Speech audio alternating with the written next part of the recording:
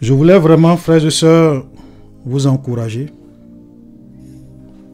par rapport au temps dans lequel nous sommes et le monde qui s'en vient. Alléluia. Les temps seront difficiles, mais ne perdons jamais courage. Parce que le monde où Dieu veut nous envoyer, c'est un monde supérieur. C'est un monde où vous n'avez pas idée. C'est pour cela que le diable se bat, pour ne pas que personne y entre. Parce qu'il a vu ce monde, il était dans la présence de Dieu. Et il sait ce qui attend tous ceux qui vont persévérer jusqu'à la fin. Il sait la gloire que nous allons réellement vivre, le bonheur que nous allons vraiment expérimenter, la bénédiction d'être demain dans un monde et même dans une ville où Dieu sera avec nous. Dieu va vivre avec nous. Le créateur de l'univers, de toute l'humanité sera avec nous. Et je vous assure que Satan va te combattre pour ne pas que tu y entres. Il fera tout pour ne pas que tu y rentres. Parce que lui, il a tout perdu. Lui et tout son royaume. Et aujourd'hui, ils n'ont plus rien à gagner. Ils n'ont plus rien à perdre. Ils sont ennemis de Dieu. Et leur objectif, c'est de s'opposer à tout ce que Dieu fait et de s'opposer au plan de Dieu pour l'humanité de toute leur force. C'est pour cela que les temps deviendront de plus en plus difficiles. Les puissants des ténèbres seront vraiment déchaînés. Et je le dis avec beaucoup de tristesse. Beaucoup de personnes vont malheureusement être balayées dans ce combat. Donc je voulais commencer avec ce message, ce verset d'Ésaïe. Ésaïe chapitre 35, le verset 3. Fortifiez les mains languissantes, alléluia, et les genoux qui chancellent. Dites à ceux qui ont le cœur troublé, prenez courage, ne craignez point. Et j'aimerais ce matin te dire, prends courage, ne crains point, ne baisse pas les mains, ne te décourage pas. Tout ce que tu vis, tout ce que tu traverses, tout ce que tu expérimentes, parce que tu es enfant de Dieu, ne restera pas vain. Tu ne perdras pas ta récompense. Le monde qui s'en vient, c'est un monde supérieur. C'est un monde d'une gloire et d'une beauté que tu n'as pas idée. C'est pour cela que les apôtres ne cessaient de dire aux chrétiens, prenez courage. Ce n'est pas beaucoup de tribulations qu'il nous faut entrer dans le royaume de Dieu. Donc que tous ceux qui ont les mains languissantes prennent courage. Tous ceux qui sont découragés, qu'ils prennent courage, ne craignent point. Voici votre Dieu, la vengeance viendra. Vous savez, souvent on a l'impression que la vengeance de Dieu tarde à venir. Les gens nous font du mal. On est obligé de pardonner. Les gens nous blessent. Souvent des choses inimaginables. Dieu te dit, pardonne. Pourquoi il te dit de pardonner? Parce qu'il y a un temps pour le jugement. Il y a un temps de vengeance. Il y a un jour de vengeance où Dieu tirera vengeance de toutes les actions mauvaises des hommes. Mais dans sa grâce et dans son amour, tu peux avoir l'impression que non, Dieu n'agit pas. C'est pour cela que souvent on a du mal à pardonner. Dieu lui te dit pardonne. Pardonne. Parce que la vengeance arrive. La rétribution de Dieu arrive. Et chacun va payer pour tout le mal qu'il aura fait dans ce monde. Les gens peuvent échapper à la justice des hommes. Mais la justice de Dieu, c'est impossible que tu échappes à la justice de Dieu. C'est pour cela que Dieu ne se presse pas. Vous voyez des gens qui commettent des crimes, qui font le mal, qui blessent les gens, qui volent, qui sont en embonpoint. Et tu as l'impression qu'ils n'ont pas de problème, ils vivent bien. Le jour de vengeance arrive. La rétribution arrive. Alléluia. Il viendra lui-même et vous sauvera. Le Seigneur viendra. C'est vrai qu'il est venu une première fois pour nous sauver, pour donner sa vie, mais il reviendra. Pour que là où il est, nous y soyons. Alléluia. C'est pour cela que ne perds jamais courage. En semaine, je le disais, Dieu mettra un terme à la souffrance des hommes. Et il va nous prendre pour nous envoyer dans un monde où la justice, où la souffrance ne sera plus. Alléluia. Apocalypse, nous allons lire parce que je veux que tu saches que tout ce que tu vis dans ce monde n'est en rien comparable à la gloire à venir. La Bible nous dit, avant qu'on ne vienne même dans l'Apocalypse, dans Romains chapitre 8, le verset 17. La Bible dit, « Or, si nous sommes enfants de Dieu, nous sommes aussi héritiers. Héritiers de Dieu et co-héritiers de Christ. » Ça, c'est fort. Vous savez, ça, le diable sera prêt à tout donner pour être là, pour être à ta place. Héritier de Dieu. Même les anges ne sont pas héritiers de Dieu. Donc tous ceux qui ont accepté Jésus, qui sont fils de Dieu, qui sont nés de nouveau, sont des héritiers. Pas de n'importe qui. Pas d'un président humain. Pas d'un directeur. Il y a des gens qui donneraient cher pour être président ou bien pour être enfant d'un président de multinationale, d'un directeur général ou bien même d'un président sur la terre. Mais toi, tu es plus que ça. Tu es héritier de Dieu, tu es co-héritier de Christ. Et la Bible dit, si toutefois nous souffrons avec lui, afin d'être glorifiés avec lui. Le temps arrive où tous ceux qui sont fils de Dieu vont être glorifiés. Actuellement, on ne le voit pas. C'est pour cela que Jean te dit, dans 1 Jean chapitre 3, le verset 2, il dit, bien-aimés, nous sommes maintenant enfants de Dieu. N'aie pas de doute, n'aie pas de crainte, ne te fais pas d'illusion. Peu importe ce que tu souffres. C'est vrai que des gens vont te dire oui, ou bien le diable va venir te dire, oh, tu es enfant de Dieu. Mais on t'a renvoyé. Tu es enfant de Dieu, tu souffres. Tu es enfant de Dieu, tu es pauvre. Tu es enfant de Dieu. Regarde tes camarades. Elles se cherchent. Elles sont mariées, elles ont des enfants, elles sont dans leur foyer. Regarde cette jeune fille avec qui vous avez commencé l'école. Regarde, elle a son entreprise. Hein. C'est son gars qui lui a financé. Tu vois où elle est? Elle roule maintenant dans une grosse voiture. Toi, tu es enfant de Dieu. Où est ton Dieu? Juste pour te décourager. Juste pour ôter ta joie, ta paix. Mais Jean te dit, bien-aimé, nous sommes maintenant enfants de Dieu. N'aie pas de doute. Ce n'est pas ce que tu traverses ou ce que tu as dans ce monde matériel qui détermine si tu es enfant de Dieu ou pas. Tu l'es parce que tu as donné ta vie à Jésus. Ne doute pas. Amen. Et il te dit, et ce que nous serons n'a pas encore été manifesté. Et c'est parce que ce que nous sommes n'a pas encore été manifesté que les gens souvent se moquent. D'autres se découragent. Vous avez des pasteurs qui viennent vous dire, oui, mais quand on voit le fils d'un président, on sent que c'est un président. Si celui à qui appartient l'or et l'argent est ton père, pourquoi tu es pauvre? Pourquoi tu souffres? Pourquoi tu as des difficultés? Ils n'ont rien compris. Il y a un monde qui s'en vient. Il y a un monde qui s'en vient. Il dit, ce que nous serons n'a pas encore été manifesté.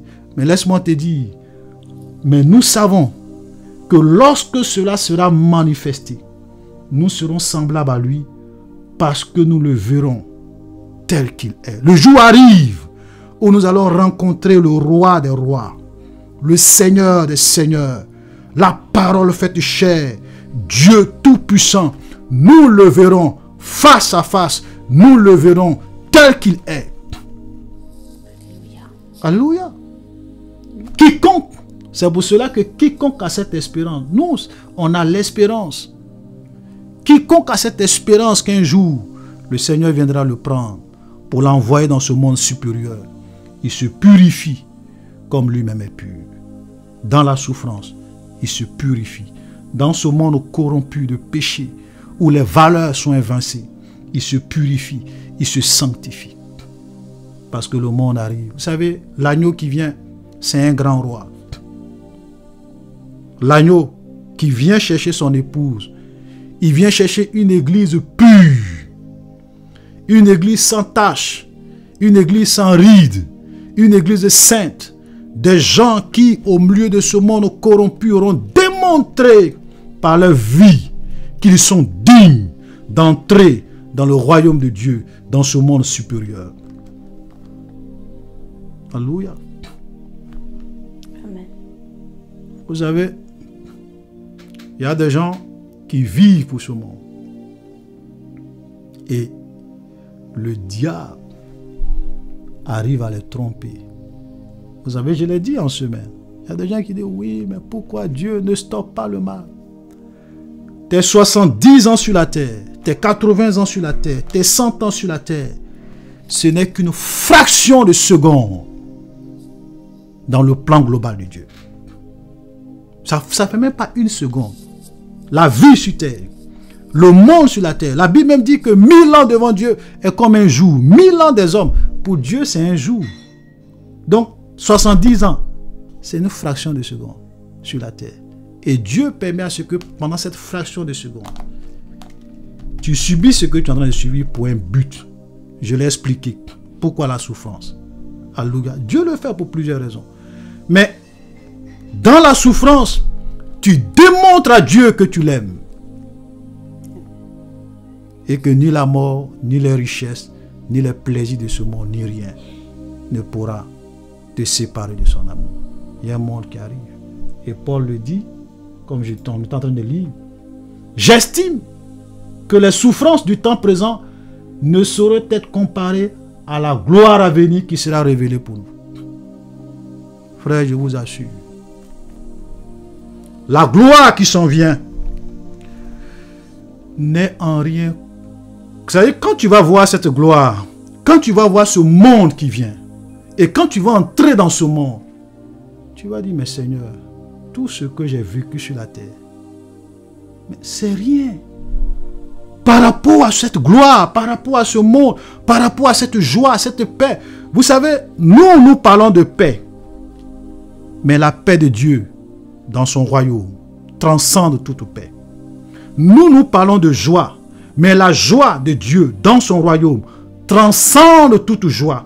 Ce sont des joies que tu ne peux pas expliquer parce que ce n'est pas de ce monde. Ce n'est pas de ce monde. C'est pour cela que même Paul, quand il a été ravi jusqu'au 3e siècle, il dit qu'il a entendu des paroles qui n'est pas permis à un homme d'exprimer.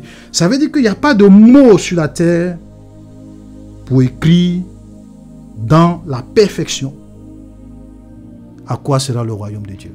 Impossible. Je vous dis la vérité. C'est pour cela que nous devons nous battre pour entrer dans ce royaume. Et Jésus a dit, plusieurs chercheront à entrer, ils n'y pourront pas.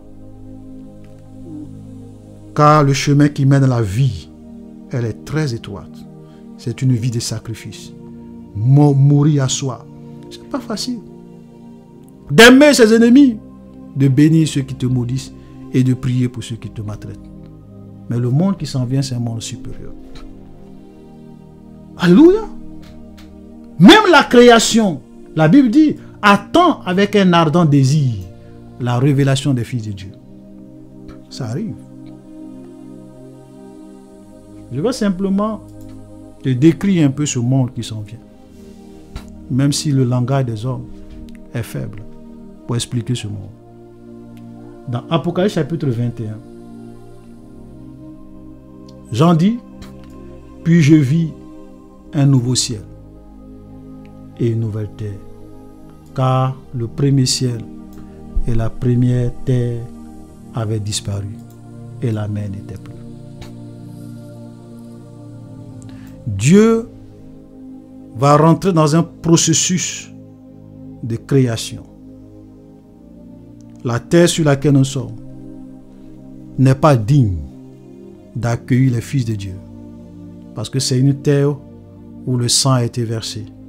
Il y a eu beaucoup de souffrance, de misère, de pauvreté, corrompue par le péché de l'homme.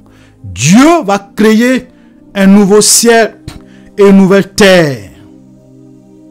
Et dans ce monde, on respire la justice, on respire la paix, on respire la vie. Alléluia. Et dans ce monde, il dit, il essuiera, le verset 4, il essuiera toute larme de nos yeux. La mort ne sera plus. Ça veut dire que la mort sera un souvenir ancien. La souffrance sera des vieux souvenirs.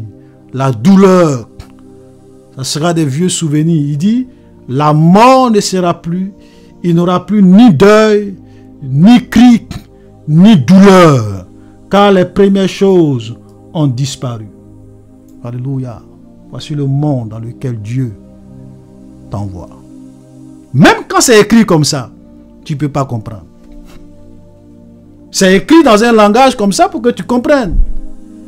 Un monde vaste, un monde grand, un monde extraordinaire, où tu seras un héritier de Dieu, co-héritier avec Christ, fils du Très-Haut. La souffrance n'existera pas dans ce monde. La misère n'existera pas dans ce monde. La pauvreté n'existera pas dans ce monde. Et je vis, et celui qui était assis sur le trône dit, voici, je fais toutes choses nouvelles. Oui, Dieu va faire toutes choses nouvelles.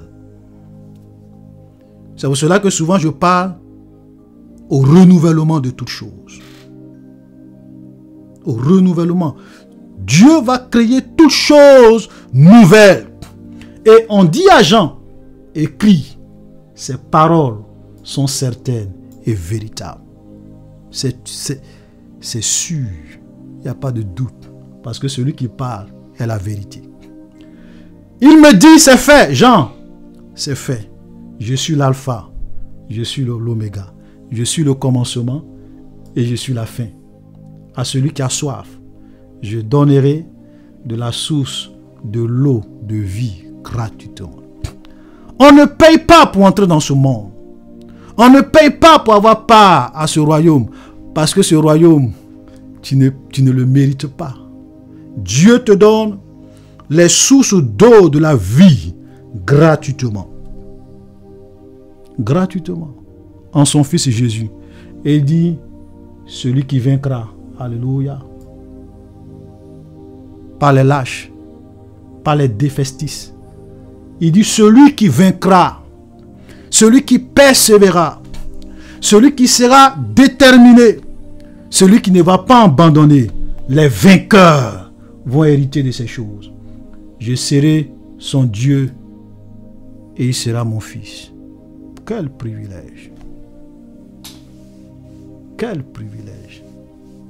Il dit, je serai son Dieu et celui qui vaincra, il sera mon fils. Je vais l'appeler mon fils. Même les anges ne seront pas fils de Dieu comme nous. Alléluia. La Bible dit que Jésus-Christ est le Fils unique de Dieu dans un sens spécial. Et nous qui appartenons à Christ, nous serons fils de Dieu dans un sens spécial. C'est pour cela qu'il dit, je vais l'appeler mon fils et je serai son Dieu. Alléluia. Voici le monde dans lequel Dieu est en train de nous envoyer. C'est pour cela que ne te décourage jamais. Peu importe ce que tu vis dans ce monde. Dieu a le pouvoir de tout changer. Mais le temps arrive où il va te faire entrer dans le royaume de sa gloire, où il n'aura plus la mort, la souffrance, rien. Alléluia. C'est une grâce. Mais regardez ce que le verset 8 dit pour ceux qui seront des lâches, les incrédules, les abominables, les meurtriers, les impudiques, les enchanteurs, les idolâtres et tous les menteurs. Leur part sera dans l'état ardent de feu de soufre, ce qui est la seconde mort. Parce que dans ce monde, il n'aura aucun meurtrier, incrédule. Il n'aura rien de souillé qui va entrer dans ce monde qui s'en vient. Tous ceux qui feront partie de cette catégorie, leur part sera dans l'état ardent de feu de soufre que la Bible appelle la seconde mort. Alléluia. C'est pour cela que nous devrons être du nombre des vainqueurs. Regardez, verset 9. Puis l'un des 7 anges qui tenait les 7 coupes de la colère. Je lis parce que c'est important. Il m'adressa la parole en disant, viens, je te montrerai l'épouse, la femme de l'agneau. C'est une image. Parce qu'au ciel, là, Jésus a dit, les hommes ne prendront pas de femme. Les femmes ne prendront pas de mari. Est-ce que vous savez que le mariage sur la terre, c'est une image des réalités spirituelles? Les relations entre un homme et une femme, c'est une image d'une réalité beaucoup plus grande, supérieure dans le royaume de Dieu. J'écoutais une fois mon collègue, on était encore de l'autre côté. Il dit, Olivier, au ciel, il n'y a pas de sexe. Mais s'il n'y a pas de sexe, c'est que le ciel n'est pas intéressant. Oui, parce que qu'est-ce qui est plus doux que le sexe? Et puis je lui dis, celui qui a créé le sexe, c'est lui, je paraphrase, il va nous envoyer dans un monde où nous allons vivre des réalités supérieures au plaisir du sexe. Oui, oui. Merci Marvin. Parce que les gens ne comprennent pas. Le mariage, le sexe, le plaisir, la joie, c'est une image d'une réalité beaucoup plus grande. Ici, on te dit, je te montrerai l'épouse, la femme de l'agneau. Quel privilège! C'est pour cela que je dis, tous ceux qui vont entrer dans ce royaume comme fils de Dieu, comme faisant partie de l'épouse de l'agneau, ils auront et ils vont vivre des choses extraordinaires. Parce que entre un époux et une épouse, extraordinaire. Il y a des choses que tu peux dire à ton épouse.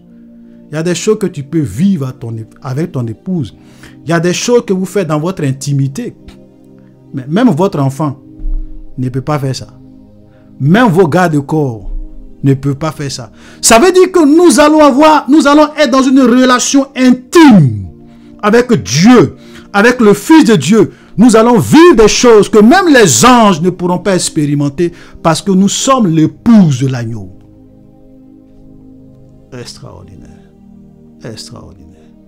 Extraordinaire. Heureux ceux qui feront part. Heureux, gloire, joie, paix sur tous ceux qui feront partie de l'épouse de l'agneau. Alléluia. Il me transporta en esprit sur une grande et haute montagne. Il me montra la ville sainte, Jérusalem, qui descend du ciel, d'auprès de Dieu, ayant la gloire de Dieu. On présente cette ville comme étant l'épouse de l'agneau, parce que c'est dans cette ville que les fils de Dieu vont vivre avec Dieu. On dit son éclat est semblable à celui d'une pierre très précieuse. Toutes les pierres précieuses sur la terre ne sont qu'une image des pierres précieuses dans le ciel. En termes d'éclat, en termes de beauté, en termes de pureté, il n'y a pas de comparaison. Impossible. Et dans cette ville, les gens vont marcher sur de l'or. La ville sera parée d'or. D'une pureté extraordinaire. Dans ce monde, les gens mettent de l'or sur leur cou. Les gens mettent de l'or à leurs mains. L'or, c'est le goudron du ciel. Ça n'a aucune valeur. On marche de l'or dans le royaume de Dieu. On marche des pierres précieuses dans le royaume de Dieu. Ce que les hommes valorisent, ils sont même prêts à mourir. Au ciel, on marche sur ça. Alléluia. Le monde supérieur qui nous dépasse. Il dit, son éclat est semblable à celui d'une pierre très précieuse. Tu vois, on donne des qualificatifs parce que Jean essaye, avec des langages humains, il essaie de décrire ce monde. Mais il sait que le langage ne peut pas exprimer cela. D'une pierre de jaspe transparent comme du cristal. Elle avait une grande haute muraille. Elle avait 12 portes. Et sur les portes, 12 anges, des noms écrits, celui des 12 tribus des fils d'Israël. Et on va décrire un peu la ville. Regardez le verset 7, qui m'intéresse. La ville avait la forme d'un carré. Sa longueur était égale à sa largeur. Il mesura la ville avec le roseau et trouva 12 000 stades. Vous savez, ça fait combien? 12 000 stades. 2250 km. Ça, c'est juste la longueur. La largeur, c'est comme un carré. Quand vous regardez la superficie de cette ville, dans le langage humain, ça fait plus de 5 millions de kilomètres carrés. Juste une ville. 5 millions de plus de 5 millions de kilomètres carrés. Mon pays, la Côte d'Ivoire, fait 322 464 kilomètres carrés. Ça ne vaut même pas 400 000 km. Une ville qui dépasse la dimension d'un pays. Ah, c'est le monde dans lequel Dieu est en train de nous envoyer. Parce que Jean a vu les gens qui sont dignes d'entrer dans ce royaume. Il dit, j'ai vu une foule que personne ne pouvait compter. Apocalypse chapitre 7. Oh frère, il faut tout faire pour entrer dans ce monde. Fais tout. Ne laisse rien sur cette terre. Ne laisse aucun plaisir, aucune richesse. Ne laisse pas l'argent, la gloire, les épreuves, les difficultés de ce monde avoir raison de toi et te disqualifier pour entrer dans ce royaume. Alléluia. Non. Ne fais jamais ça. C'est pour cela que je dis, prends courage. Prends courage. Prends courage. Prends courage. Le monde qui s'en vient, c'est un monde supérieur. Amen. Alléluia. Regardez Apocalypse chapitre 7.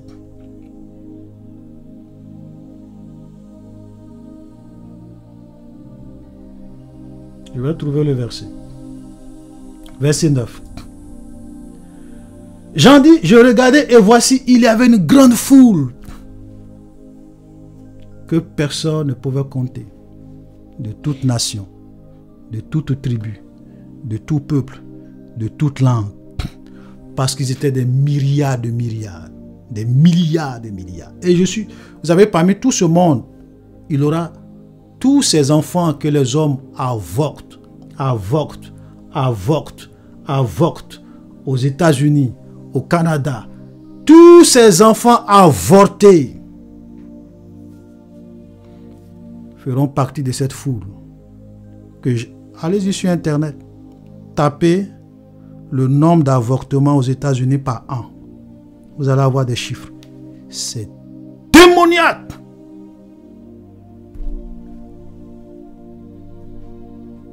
Démoniaque. Et tous ceux qui font ces avortements, tous ces enfants vous attendent au jour du jugement. Ça vous attend. Alléluia, vous attend. Donc, une foule que personne ne pouvait compter. Des milliards et des milliards. Laisse-moi te dire, le royaume de Dieu ne sera pas vide. Jésus a donné une parabole. Il envoyait des gens aller inviter ceux qui étaient dignes de venir prendre part aux noces. Celui-là a dit non, je dois aller faire mon champ. Dieu invite des gens. Il y a des gens qui disent oh Seigneur, mon business est prioritaire. Seigneur, m'enrichir sur la terre, c'est ma priorité, c'est ma vie. Donc, faire de Jésus l'œuvre de Dieu, non, ça peut attendre. Ok. Dieu ne force personne. Mais laisse-moi te dire que tu serves Dieu, que tu ne le serves pas, le royaume de Dieu ne sera pas vide. Et Jésus a dit, le maître a dit, bon, allez-y dans les plats de la ville, dans les rues, invitez tout ce que vous pouvez pour que ma maison soit remplie. Et sa maison a été remplie. Parce que Dieu est puissant. Alléluia. Il y a des gens qui pensent que sans eux, l'œuvre de Dieu ne peut pas avancer. Sans eux, Dieu est coincé. Dieu n'a besoin de personne. Nous sommes tous des serviteurs inutiles. Le simple fait que Dieu te dit viens me servir, c'est une grâce, c'est une faveur. Il n'a besoin de personne. Parce que nous allons le voir tout à l'heure. Dans ce monde supérieur, il y aura plusieurs hiérarchies, plusieurs degrés de positionnement et de gloire. C'est pour cela que fais attention à la vie que tu mènes pour le Seigneur. Fais attention aux actes que tu poses. Il y a des gens, l'œuvre de Dieu, ça ne les intéresse pas. Quand les autres viennent, ils prient, ils s'en foutent, ils dorment. Évangéliser, ce n'est pas leur problème. Même s'ils ne peuvent pas évangéliser, prier pour que l'œuvre de Dieu, ce n'est pas leur problème. Vous avez dans un pays, vous pouvez dans le même pays, mais la vie d'un président de la République n'est pas la même chose que la vie d'un simple citoyen, d'un simple citoyen, ou bien d'un gardien de prison. Ils sont dans le même pays, mais ils n'ont pas les mêmes privilèges. Alléluia. Jean a vu cette foule. C'est pour cela que ça ne doit pas vous étonner de voir que cette ville, elle est immense. Pratiquement la taille d'un continent. Ça, c'est juste une ville.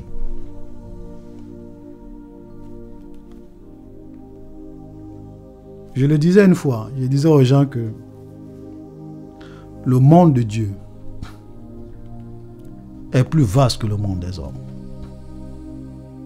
Tout ce que vous voyez sur la terre, c'est une image des réalités spirituelles. Sur la terre des hommes, vous avez des continents. Vous avez le continent africain, européen, Amérique, tout ça. Souvent, les gens voyagent pour aller d'un continent à un autre, pour découvrir des merveilles. Le monde de Dieu, c'est un monde qui est vaste. Cette nouvelle terre et ce nouveau ciel que Dieu va créer, c'est un monde d'une beauté et d'une perfection extraordinaire, d'une étendue que vous n'avez aucune idée et qui transcende la réalité des hommes. Même les gens souvent qui vont dans le monde du diable, que souvent d'autres appellent le monde de pandémonium. Vous savez, même le monde des ténèbres, c'est un monde qui est vaste, avec plusieurs départements comme les continents qui existent sur la terre. Vous avez le monde des sorciers, vous avez le monde des eaux, vous avez le monde des esprits dans les lieux célestes, parce que la Bible dit, nous n'avons pas à lutter contre la chair et le sang, mais contre les dominations, les principautés, les esprits méchants dans les lieux célestes. Et même ceux-mêmes qui sont peut-être dans le monde de la sorcellerie, ils ne voient même pas le diable. Parce que ça, c'est un monde inférieur. C'est pour cela qu'il y a des gens qui vous parlent de plusieurs ciels. Mais en réalité, il n'y a pas plusieurs ciels. C'est parce que lorsqu'ils vont souvent dans le monde des ténèbres, il y a plusieurs couches qu'on peut définir comme étant des mondes parallèles dans le même monde. C'est vaste. Plus vaste que le monde des hommes. Imaginez maintenant le monde de Dieu. Le créateur, l'infini, le transcendant, l'unique, l'omniscient, l'omnipotent. Il décide de créer un monde où lui-même, il va vivre dans une ville avec les hommes. Power. Que ceux qui ont des oreilles entendent. Et que chacun s'arme de courage pour entrer dans ce monde. Alléluia. Donc c'est une ville qui est vaste, qui est grande. Et quand nous serons dans ce monde, frère, je vais lire juste quelques parties, regardez. Je ne vis point dans la ville. Je ne vis point de temple dans la ville. Il n'y a pas de temple. Il n'y a pas d'église, si je peux dire, pour dire que non, il y a un lieu où on va aller se rassembler pour adorer Dieu. On dit, car le Seigneur Dieu Tout-Puissant est son temple, ainsi que l'agneau de Dieu. Cette ville n'a pas besoin du soleil. Le soleil, ça chauffe trop. On n'a pas besoin de soleil. On n'a pas besoin de la lune pour éclairer. Pourquoi? Car la gloire de Dieu éclaire la ville. La gloire de Dieu est plus puissante, est plus glorieuse que même le soleil dans toute sa splendeur. Et Dieu lui-même est la gloire. C'est pour cela que lorsque les gens voient Jésus, ils disent son visage est comme le soleil lorsqu'il brille dans toute sa force. Jean le voit sur le livre dans le livre de l'Apocalypse. Il ne peut pas le regarder. Qui peut regarder le soleil? Tu ne peux pas regarder le soleil. C'est pour cela que cette ville n'a pas besoin de soleil, n'a pas besoin de la lune, car la gloire de Dieu éclaire cette ville. Les nations marcheront à sa lumière et les rois de la terre y apporteront leur gloire. Power. Laisse-moi te dire une chose. Personne ne peut obscurcir les voies de Dieu. Personne ne peut empêcher les plans de Dieu de se réaliser. Dieu arrive toujours à ses fins. Pourquoi je le dis?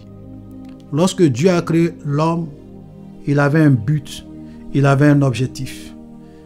Alléluia. Il y a un objectif qu'il voulait atteindre. Et le diable est venu et l'homme a réellement chuté. Il a bouleversé les plans de Dieu. Mais laisse-moi te dire, le plan de Dieu se réalise toujours. C'est pour cela que dans ce monde, on vous parle des nations. On vous parle de rois de la terre qui vont y apporter leur gloire. Ça veut dire qu'il y aura des êtres dans ce monde glorieux. Mais ça ne sera pas un monde où vous allez avoir le péché, vous allez avoir la corruption. C'est pour cela que je dis, l'histoire des hommes est une fraction de seconde dans le plan global de Dieu. Les nations marcheront à sa lumière. Ne me demande pas, ces nations-là, c'est quoi? Ces rois, je ne peux pas te répondre.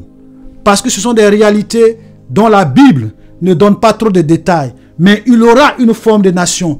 Il aura une forme de royauté. Il aura une forme de hiérarchie dans ce monde. Parce que nous allons être dans la Nouvelle Jérusalem.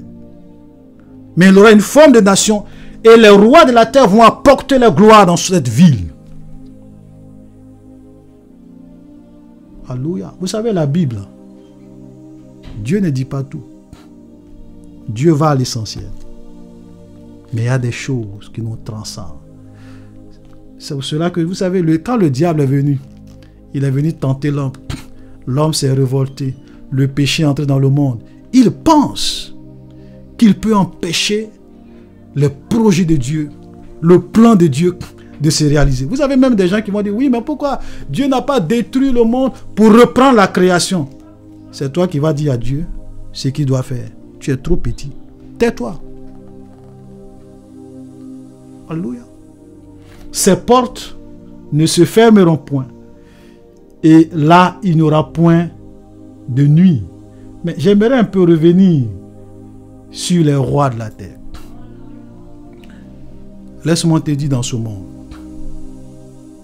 il aura des rois, il aura des seigneurs, il aura des autorités, il aura des dominations, il aura des gouverneurs. C'est pour cela que Jésus est le roi des rois.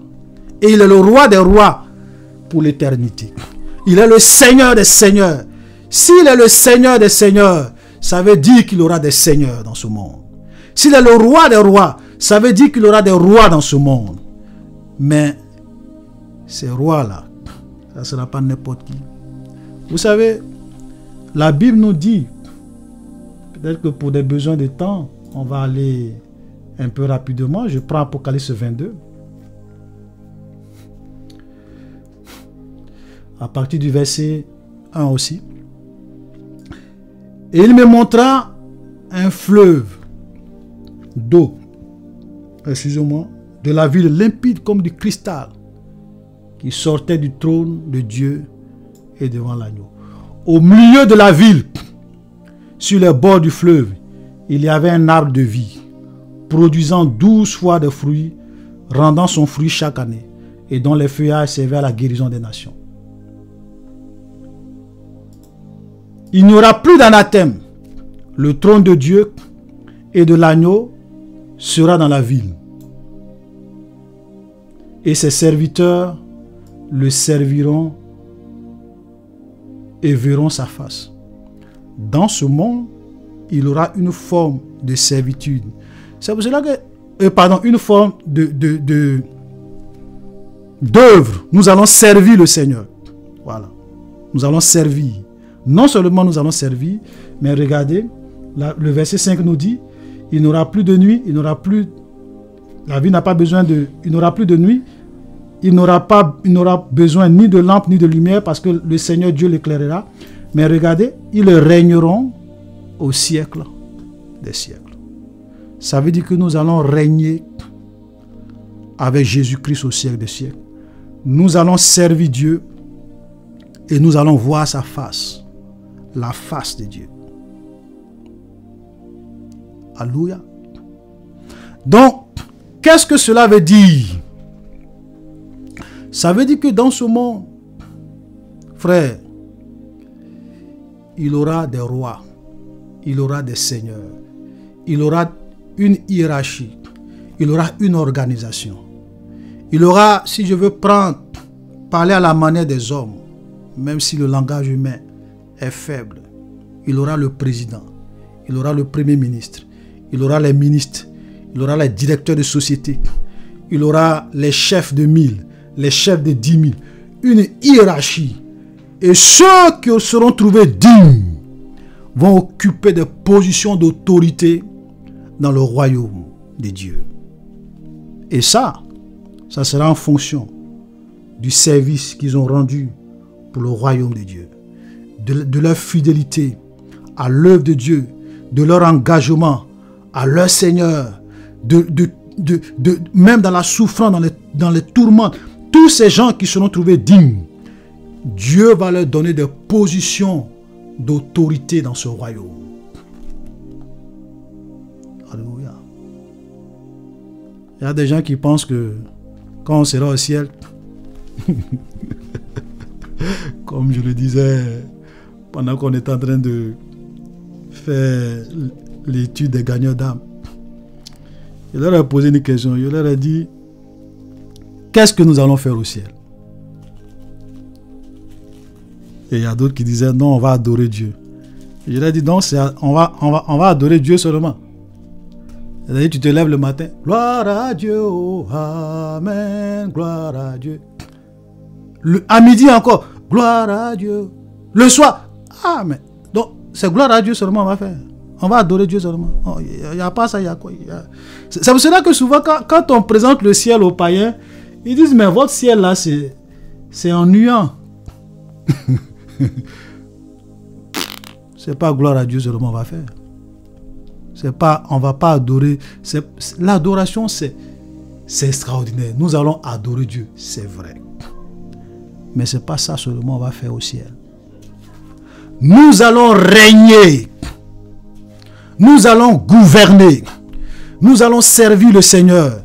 Et laisse-moi te dire, la terre est trop ennuyeuse par rapport au ciel. La terre, les gens pensent qu'il y a la joie sur la terre. Mais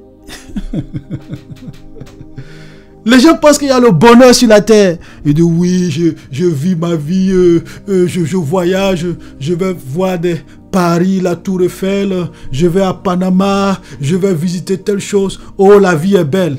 Laisse-moi te dire, la plus belle des vies que tu peux mener sur la terre, c'est du trash devant la vie du plus petit enfant de Dieu dans le royaume des cieux. La plus belle des vies que tu peux mener dans ce monde, c'est ennuyant. Trop ennuyant. C'est-à-dire que si on offre ça à quelqu'un au ciel, il dit je ne prends pas. Il dit Seigneur, ce n'est pas la peine. Je préfère ne même pas prendre ça. Mais ça, ce n'est pas une vie. Ça, c'est quoi ça? Je dis bien, la plus belle des vies qu'un homme peut mener sur la terre. Le royaume de Dieu. Oh, un monde de joie, un monde de paix, un monde où nous allons découvrir des merveilles. Vous savez, Apocalypse chapitre 14, permettez-moi de vous dire que le ciel est extraordinaire. C'est pour cela que le diable... Vous savez, moi j'écoutais un jour quelqu'un, je lisais le livre, c'est plutôt le livre que je lisais, de quelqu'un qui était dans l'occultisme. Moi, je n'aime pas lire les faux témoignages. Les plaisanteries que les gens rencontrent sur Internet. Et je suis allé au ciel. Et je ne suis pas dans ce genre de... Il y a des choses, même quand j'écoute, je zappe. Je dis ça, c'est du trash.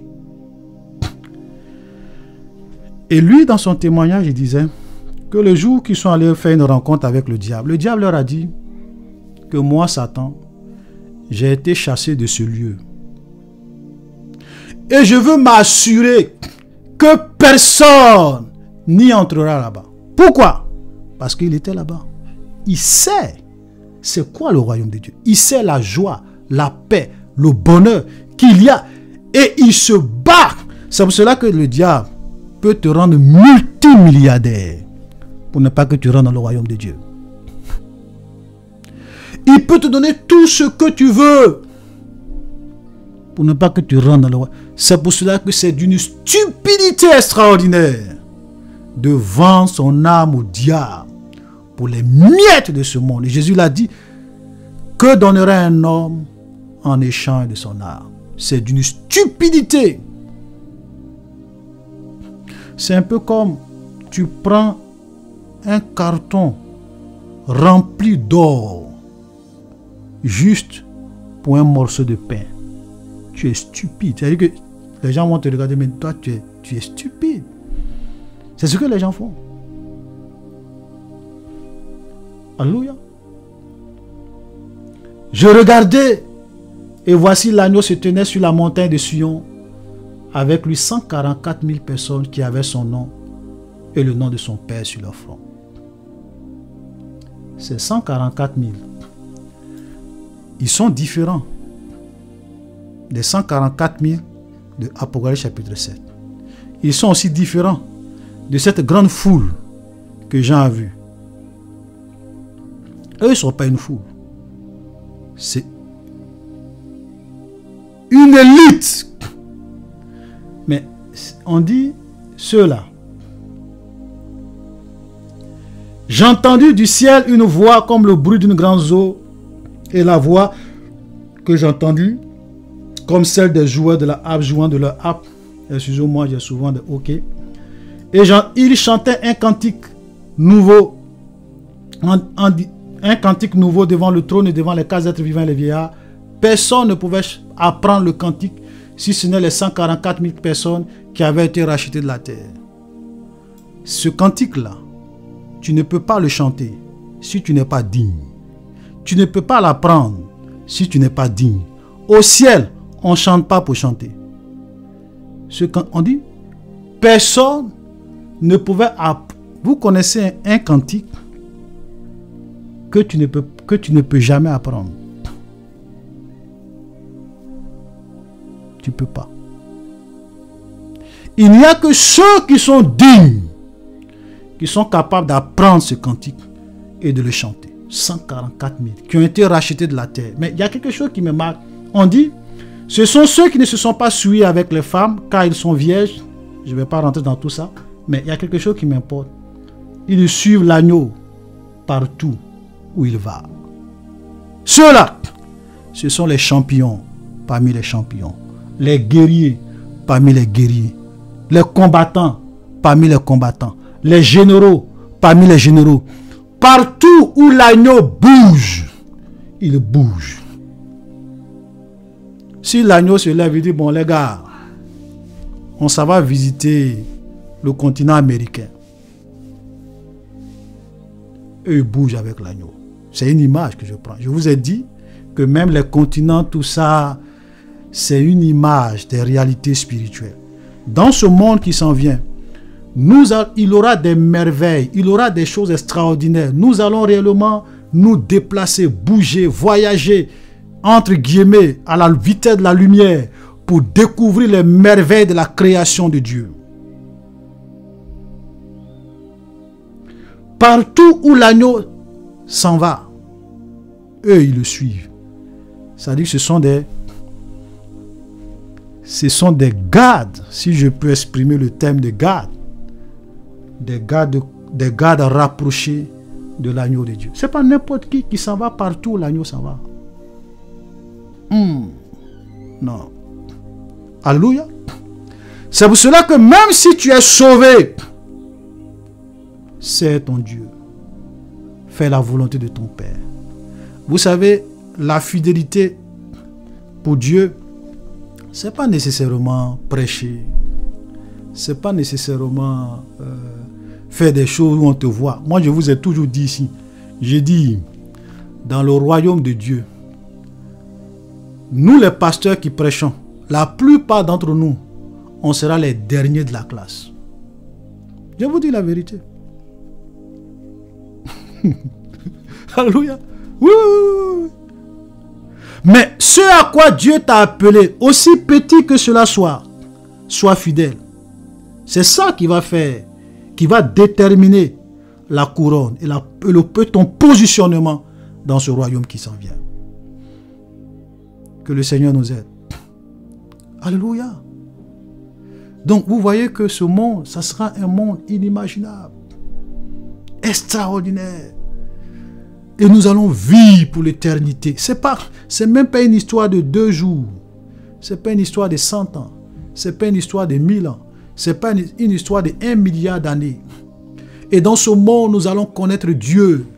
Nous allons passer l'éternité à découvrir, à connaître Dieu, C'est pour cela que Jésus a dit, oh la vie éternelle, c'est qu'ils te connaissent, toi le seul vrai Dieu. Dieu, c'est quelque chose d'immense. Tu n'as même pas idée. Non. Alléluia. Voici le monde dans lequel Dieu est en train de nous envoyer. Que les tribulations ne te découragent jamais.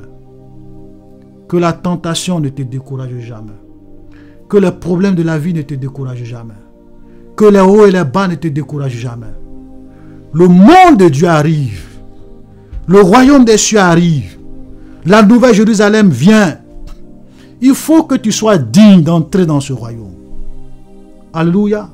Les souffrances du siècle présent ne sauraient être comparées à la gloire qui s'en vient, à ce monde qui s'en vient. Alléluia. Le diable trompe les gens avec les miettes de la terre. Il y a des gens qui ont abandonné Dieu pour des miettes que le diable est tend.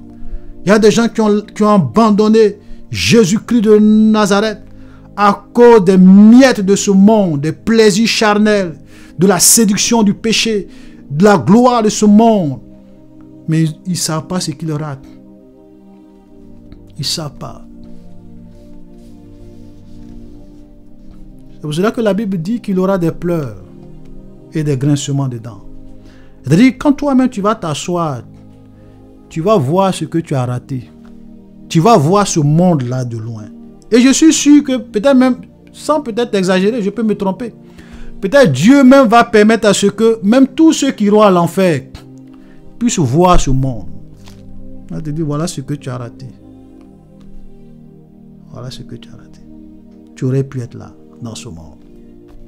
Tu aurais pu vivre ici. Tu vois, tu as suivi le diable. Tu as suivi le péché.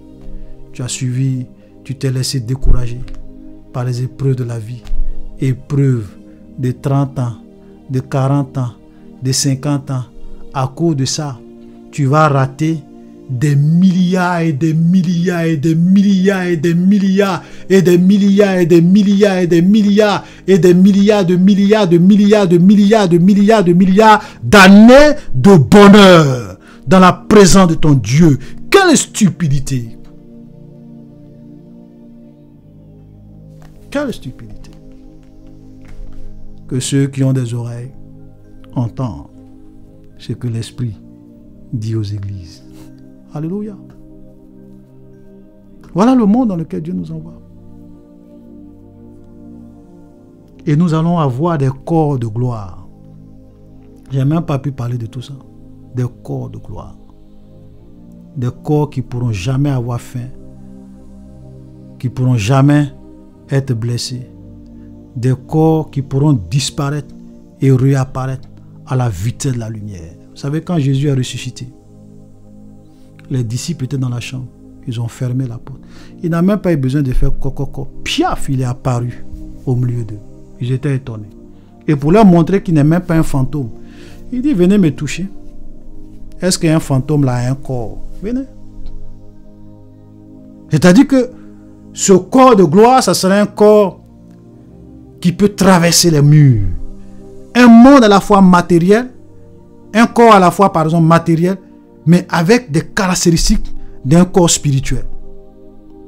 Disparaître, réapparaître, défier les lois de la gravitation.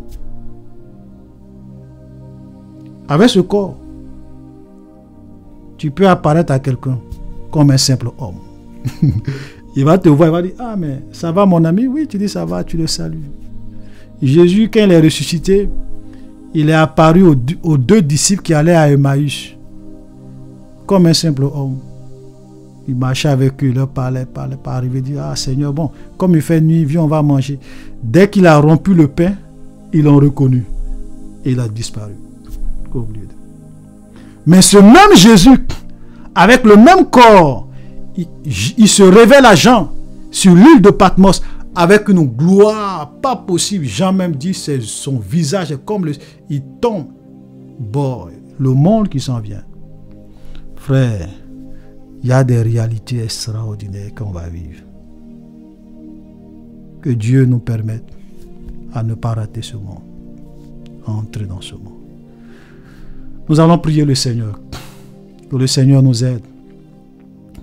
Vous savez, sur la voie de ce monde, il y a beaucoup de tentations, il y a beaucoup de combats, il y a beaucoup de pièges. Alléluia. Nous allons prier le Seigneur, que le Seigneur nous aide. Oh. Merci Seigneur. Ensemble nous prions le Seigneur. Repends ton cœur devant ton Dieu. Exprime-lui le désir de ton cœur, ta volonté, qu'il t'aide d'entrer dans ce monde supérieur, ce monde de gloire, de perfection qui sont que tu sois du nombre et ses fils vont entrer dans ce monde. Que je dois entendre, Père éternel, merci. Gloire à toi, Père éternel. Oh Dieu, te supplie. Seigneur, nous avons besoin de toi. Nous voulons entrer dans ce monde de gloire. Nous voulons entrer dans ce monde de perfection. Nous voulons entrer dans ce monde de félicité, où la mort ne sera plus. Il n'y aura ni deuil, ni cri, ni douleur, car les premières choses ont disparu. Sanctifie-nous par ta parole. Ouvre nos yeux afin que nous puissions voir. Touche nos cœurs afin que nous puissions comprendre. Transforme nos vies, Seigneur. Nous avons besoin de toi. Nous avons soif de toi, Seigneur. Que les tribulations de ce monde, les difficultés de ce monde ne puissent point nous séparer de l'amour de Dieu manifesté pour nous. Que ton règne vienne, que ta gloire se manifeste dans nos vies. Seigneur, nous avons besoin de toi. Que tous ceux qui sont découragés, que tu les fortifies, qu'ils prennent courage. Que les mains languissantes soient renouvelées, soient fortifiées par la puissance de Dieu. Que tous ceux qui sont abattus, que tu les relèves. Que les difficultés de la vie ne triomphent point de nous. Donne-nous de persévérer jusqu'à la fin, Seigneur. Nous avons besoin de toi. Nous avons soif de toi. Aide-nous, Seigneur, à entrer dans la nouvelle Jérusalem. Entrer dans ce royaume. Que ni la mort, ni la vie, ni les hauteurs, ni les profondeurs, ni rien ne puisse nous séparer de l'amour de Dieu manifesté pour nous. Agis, Seigneur. Bénis ton peuple. Bénis ton église. Relève les faibles. Bénis tous ceux qui sont abattus, découragés. Fortifie leur vie, fortifie les cœurs. Guéris les malades, Seigneur. Restaure les vies. Au nom de Jésus. Que ta grâce surabonde. Dans le nom de Jésus. Aide-nous, Père. Au nom de Jésus. Amen.